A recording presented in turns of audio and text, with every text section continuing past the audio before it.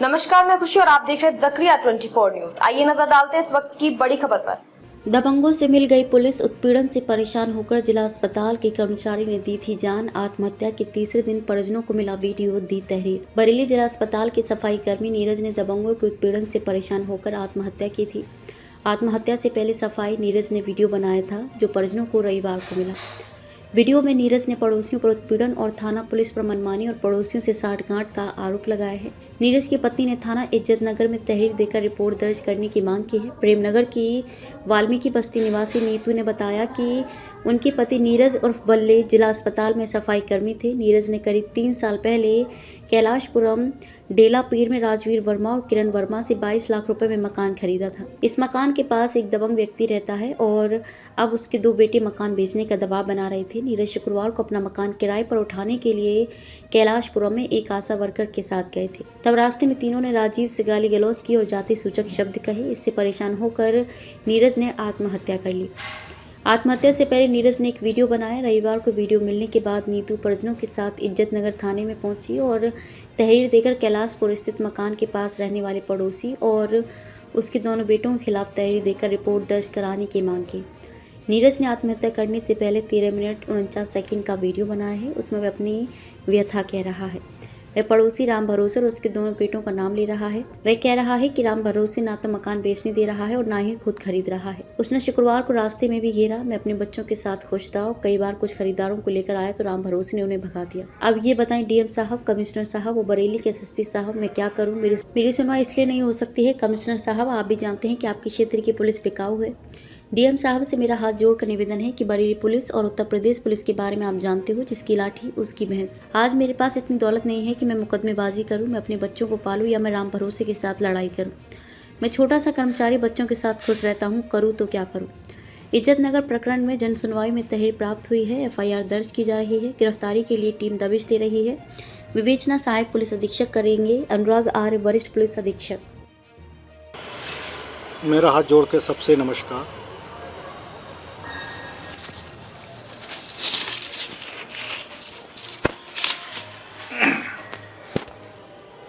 मैं बहुत होश हवास में आज एक बयान देता हूँ।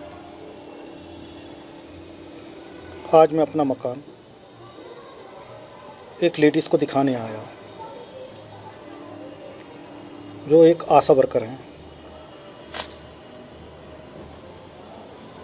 किराए के लिए।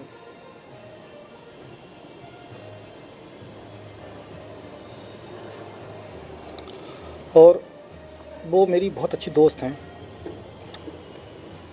उनसे कि मेरे नाजायज़ संबंध नहीं है, सिर्फ वो मेरी एक दोस्त हैं स्टाफ के नाते। मेरा मकान डेलापुर कैलाशपुरम में है। जो मकान मैंने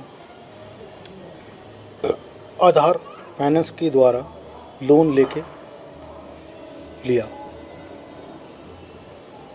जब से ये मैंने मकान लिया, इस मकान को मुझे बरतने नहीं दिया गया। मेरा पड़ोसी जो राम भरोसे हैं, जो जस्ट मेरे बराबर में उनका मकान है, जब से ये मैंने मकान लिया है मुझे यहाँ रहने दिया नहीं जाता है, क्योंकि मैं बिना माँ बाप का बेटा हूँ। और ये सब भी जानते हैं कि आज के टाइम में कोई भाई किसी का नहीं होता है, कोई किसी के पच्चर नहीं, मतलब किसी के बीच में नहीं बोलना चाहता है। मेरे आगे 2 बेटी हैं जिन्हें मैं बहुत प्यार करता हूँ, और मेरी बीवी लाखों में एक है जिससे मैं दिल से मोहब्बत करता हूँ। आज मैं अपना मकान, उनका कोई जानने वाला होगा, वो मेरे हॉस्पिटल में आई थी, मैं दिखाने आया। दिखाने के बाद मैंने अपना मकान, क्योंकि मेरे मकान की इस समय कंडीशन इतनी बुरी है, जब वो मुझे रहने ही नहीं दिया जाता है, आए दिन कोई ना कोई बवाल मेरे साथ होता है। और उसकी वजह ये है कि मेरे पास पैसा नहीं है। पुलिस भी मेरी नहीं सुनती है। अब से करीब 3 साल पहले मैं थाने गया जब मेरे साथ बवाल हुआ, लेकिन पुलिस ने खाली वर्बली मेरी बात सुनी। कोई लिखत मेरे साथ नहीं, लिखत में मैं कुछ एप्लीकेशन लेके गया तो ऐसे डाल दी गड्ढे में जैसे कुछ हुआ ही नहीं है। क्योंकि मेरा पड़ोसी राम भरोसे एक पैसे वाला और दबंग आदमी है। जब कोई बात आता है तो थाना इज्जत नगर में उसकी थोड़ी दबंगी है और वो पैसा देके थाने के द्वारा मुझे दबा दिया था। मैं सीधा सज्जन आदमी, क्योंकि मेरे पास अब इतनी दौलत नहीं। जब से मैंने मकान ख़रीदा है, या तो मैं अपने बच्चों को पालूं या कोर्ट कचहरी करूं। आज जब मैं उस लेडीज़ को मकान दिखाने के लिए आया था, यहाँ से मकान दिखाने के बाद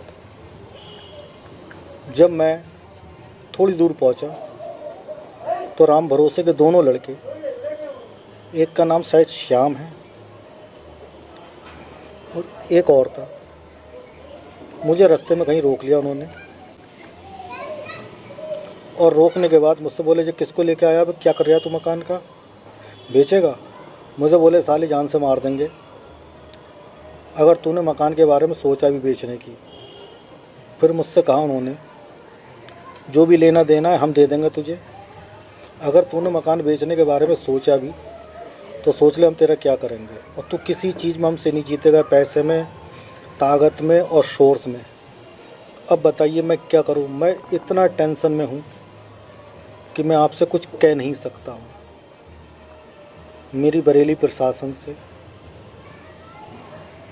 डीएम साहब से, कमिश्नर साहब से और बरेली के एसएसपी साहब से मेरी हद जड़ी है। मेरी आपसे निवेदन है, क्योंकि मुझे इसने इतना टॉर्चर कर रखा है कि ना तो जो मुझे यहाँ रहने देता है और ना मुझे ये मकान बेचने देता है। आज मैं जो इतना बड़ा कदम उठा रहा हूँ, इसकी मौत का कारण सिर्फ राम भरोसे और जो आज उसके दोनों बेटों ने मेरा घिराव करा था, जिसका मैं नाम जानता हूँ। एक का नाम जानता हूँ श्याम और दूसरे को नहीं जानता हूँ। उसका नाम बाई फेस जानता हूँ लेकिन नाम से नहीं जानता हूँ। वो आज मुझे उन्होंने घेर लिया और अब भी मुझे उन्होंने ये धमकी दी कि अगर ये मकान के बारे में तुमने सोचा, जो भी लेना देना है हमसे बैठ के बात कर। तो ये मकान जब मैंने राजवीर और उनकी मिसिस थी, क्या नाम, किरण वर्मा, उनसे ख़रीदा था, तो ये मकान मैंने 14,70,000 रुपये का, सॉरी 20,50,000 रुपये का ख़रीदा था। 20,50,000 रुपये का ये मकान मैंने ख़रीदा था, जिसमें आधार बैंक के द्वारा मेरा लोन हुआ और लगभग इसके अंदर करीब रजिस्ट्री वगैरह सब लगा के, जिसमें से मैंने थोड़ा बहुत पैसा अपने फंड में से निकाला, थोड़ा बहुत मैंने अपना जेवर बेचा। जो मैंने पैसा इधर उधर से इकट्ठा किया, उसके द्वारा थोड़ी बहुत रजिस्ट्री में पैसा मेरा खर्चा हुआ। मुझसे उस दिन एक दिन ये लोग मेरे पास पहुँचे और मकान के विषय में बात करने लगे। तो मैंने इनसे कहा, करीब भैया मुझे 25 लाख रुपए में पड़ा है, मुझे 1 रुपया एक्स्ट्रा नहीं चाहिए, आप एक काम करो। अब तक के लिए बस इतना ही। फिर होगी आपसे मुलाकात ऐसी एक और खबर के साथ। तब तक के लिए नमस्कार और देखते रहिए ज़करिया 24 न्यूज़।